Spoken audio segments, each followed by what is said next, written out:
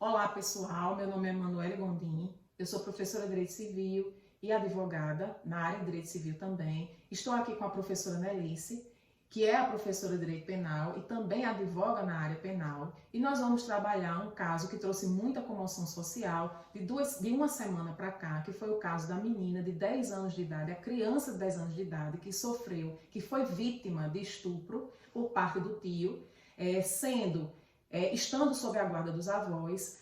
É um assunto que traz muita repercussão social e jurídica, por isso a importância de estarmos comentando os aspectos civis e penais acerca desse caso. Começando, a trabalhar os aspectos penais, eu queria saber, professora doutora Nelice, na sua área de atuação, diante da experiência em direito penal que você tem, quais são as consequências jurídicas penais para o tio dessa criança de 10 anos pelo ato de cometer esse tipo de crime, vitimando a mesma? Bom, primeiro eu gostaria de diferenciar o crime de estupro do crime de estupro de vulnerável. O crime de estupro comum é um crime praticado por uma pessoa quando, mediante violência ou grave ameaça, obriga alguém a, com ele, praticar atos libidinosos, conjunção carnal de uma maneira geral. No caso dessa criança de 10 anos de idade que foi violentada, ela sofreu estupro de vulnerável. O que é isso? Estupro de vulnerável é um crime previsto no artigo 217-A do nosso Código Penal, com a seguinte redação: é crime ter conjunção carnal ou praticar outro ato libidinoso com menor de 14 anos. Então, o que é esse crime? É quando alguém pratica relação sexual ou atos libidinosos com menor de 14 anos ou qualquer pessoa em situação de vulnerabilidade. E o que é essa vulnerabilidade? Uma vulnerabilidade para se defender. Então, nesse caso, esse tio praticou estupro de vulnerável, que é um crime comumente praticado por pessoas próximas à família, geralmente por pais, padrastos, tios, vizinhos e pessoas que têm acesso à casa da vítima. Tanto é que o artigo 226 do Código Penal, ele prevê uma causa de aumento de pena para quem pratica estupro de vulnerável.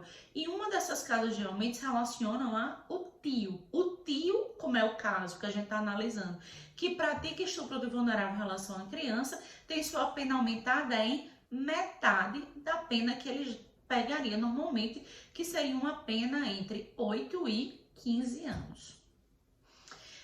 Analisando que esse tio da criança praticou estupro de vulnerável, eu gostaria de perguntar à doutora Emanuele como fica a questão da responsabilidade desses avós em relação à criança, principalmente se eles tivessem tido conhecimento do estupro que estava acontecendo. Isso levando em consideração que os avós que tenham conhecimento que a criança está sendo estuprada pelo tio e nada fazem, eles também respondem por estupro por omissão, certo? Que vai incorrer na pena que vai variar entre 8 a 15 anos do Código Penal. É importante falar sobre essa situação porque o guardião ele tem muitas responsabilidades quanto à criança e ao adolescente. Provavelmente essa criança, por não estar sob a guarda dos pais, ou os pais foram destituídos do poder familiar, por meio de uma ação judicial, ou eles já são falecidos.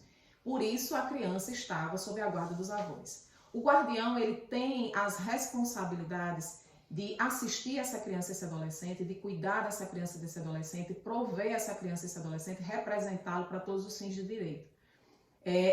Então, essa responsabilidade é uma responsabilidade muito importante nesse desenvolvimento da criança e do adolescente, até que o mesmo atinja a maioridade e possa seguir sua vida, efetuando os atos da vida civil sem representação.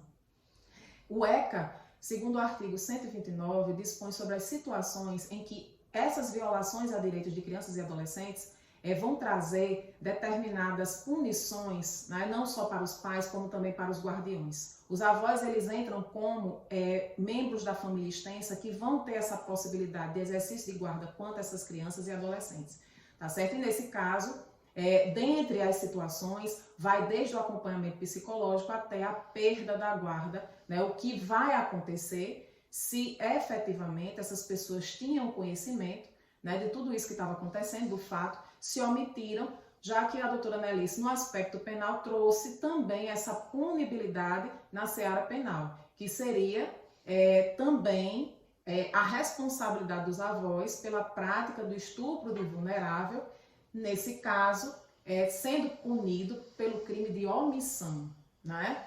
Então, a responsabilidade desses avós é muito grande, né? Sempre foi muito grande, no sentido de vigilância quanto a essa criança que nós estamos, né, do caso que nós estamos tratando agora.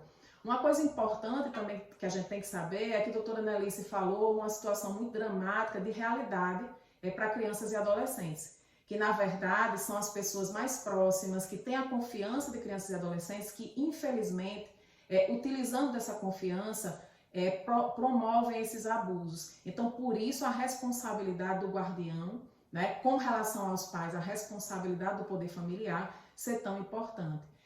Uma coisa que ficou também, que trouxe muita polêmica, inclusive nos meios de comunicação, foi quanto ao hospital ter se negado, não é, a fazer o procedimento quando a criança chegou, mediante uma ordem judicial, né? Provavelmente o Ministério Público, né, representou essa criança nesse sentido, né? Até porque a gente não tem acesso a todos os detalhes do caso, mas o fato existiu uma decisão judicial nesse sentido, e aí nesse caso, doutora Nelice, o que é que você pode dizer acerca dessa negativa do hospital em interromper essa gestação tão problemática para uma criança, né, de 10 anos de idade? Bom, em relação a isso, nós temos que analisar os aspectos do Código Penal. O artigo 128 do nosso Código Penal, ele traz 2 casos de aborto permitido por lei, que é o caso de aborto quando há risco de vida para a gestante, que é o aborto necessário, e o aborto em caso de gravidez decorrente de estupro. Como a gente analisou no início do vídeo, essa criança, ela foi vítima de estupro de vulnerável. Então, para que o hospital aceitasse esse aborto, teriam que ter 3 requisitos. Primeiro, o aborto teria que ser praticado por médico, não pode ser praticado por enfermeiro, por parteiro, tem que ser efetivamente por médico. Tem que ter a comprovação da ocorrência desse estupro. No caso, não é necessário, segundo decisões mais recentes, não existe a obrigatoriedade de ter havido um boletim de ocorrência em desfavor do agressor. Basta que o médico ele tenha a prova de que aquela gravidez efetivamente foi decorrente de estupro. E, como último requisito, é necessário que haja o consentimento da gestante ou, quando incapaz, que é o caso que estamos tratando, do seu representante legal. E aí uma polêmica que vimos justamente que surgiu em algumas redes sociais, nas mídias, é que inicialmente os avós, eles não consentiram com esse aborto. Então, qual é o consentimento válido? O da criança que está gestante ou dos avós que não queriam que houvesse esse aborto? Bom, o próprio magistrado, em sua decisão, ele falou claramente que o interesse da criança que está sofrendo com aquela gestação, que já sofreu com estupro, é um interesse soberano. Isso. Então, como é um interesse soberano, então o aborto, sim, era plenamente possível naquela situação. Então, não há que se falar em ilegalidade. Inclusive, outra discussão era em relação ao tempo de gestação, que já passava das 20 semanas. Mas vale salientar que o código, ele não traz nenhuma ressalva de tempo, de 20, 22, 23, 25. Não, ele não determina em quanto tempo pode haver esse aborto. Não é um dos requisitos para o aborto humanitário, que é o caso de aborto em decorrência do estupro. Por isso, era para ter acontecido o aborto naquela situação. Interessante você falar, doutora Nelice, do aborto humanitário. Eu queria deixar aqui o recado de que a vítima foi uma criança. Infelizmente, é uma realidade muito comum no nosso país. Nós, como sociedade, temos obrigação, não só a família, como também o Estado, de proteger crianças e adolescentes. Tratamos aqui dos aspectos penais e civis acerca desse caso. E é interessante sempre trazer isso à tona para que as pessoas fiquem esclarecidas e tenham as suas opiniões com base na realidade. Então eu queria agradecer, doutora Analice, esse momento. Espero que essa nossa conversa ajude e venha agregar as pessoas que tenham acesso a esse vídeo. E mais uma vez, gente, as crianças e adolescentes merecem a proteção. Isso é uma questão de dignidade, de resguardo a princípios constitucionais, dentre eles a dignidade da pessoa humana. Inclusive, as próprias decisões que resguardam o direito do aborto sempre trazem o preceito fundamental da dignidade da pessoa humana. Então, nós não estamos aqui defendendo o aborto de forma alguma.